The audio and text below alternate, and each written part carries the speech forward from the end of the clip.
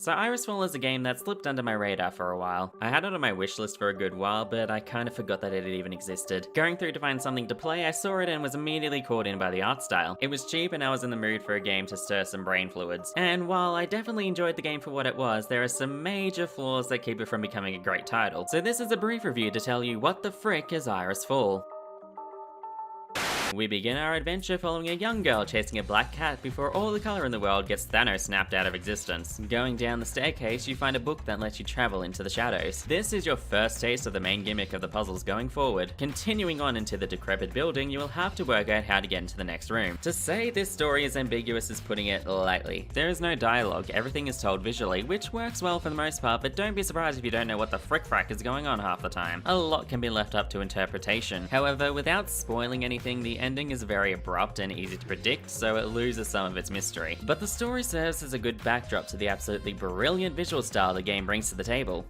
This game's art direction is absolutely astounding. It has this storybook quality to it, and while it's not something that hasn't been done before, I think they nailed the aesthetic. There's a very good mix of mechanical constructs, creepy glowing eyes, and marionettes that give the game a very ominous atmosphere. Since the game revolves around light and shadows, the lighting is phenomenal, being very sparse and creating shadows to guide players in the right direction. Our main protagonist just radiates childlike innocence trapped in a horrible situation. Drawing inspiration from a certain fairy tale character that also followed a small animal into a weird world, she stands out even without having any color to contrast her from the backgrounds. Even when she's just a shadow, there are enough defined aspects of her design to not be completely lost. There's also the cat who's got this very, I should probably not be following this strange animal vibe to it. They're just too lanky for my liking, and the whiskers are all messed up, making it look feral. While there are a few graphical hiccups like clipping into the floor, the overall look of the game is just perfect and complements the sound design effectively.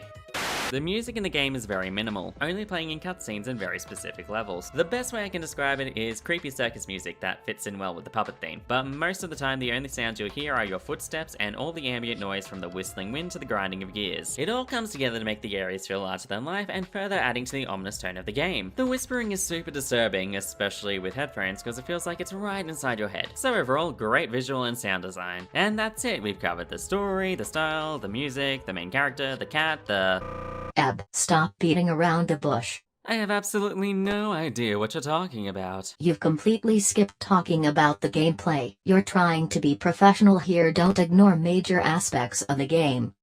Okay.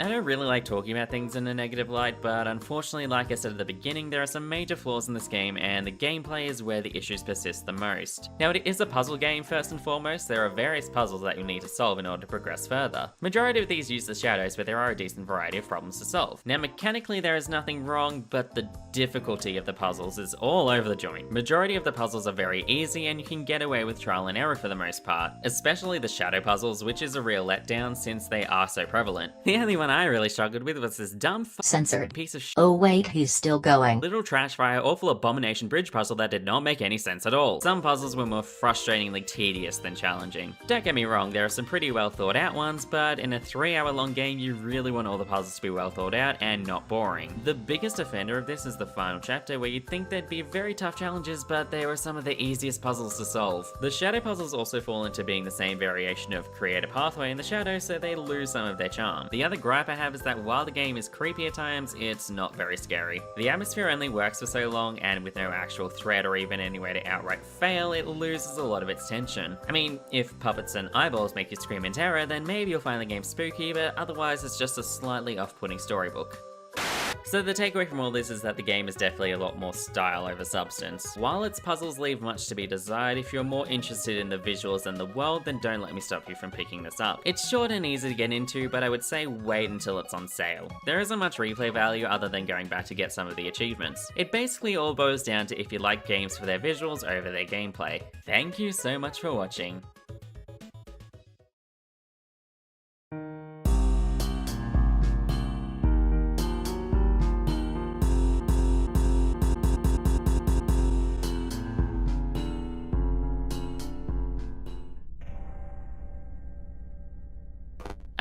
This ain't right. Strange. I don't know what's wrong with it. Well, normally this crap happens when you show up. Don't you know how to fix it?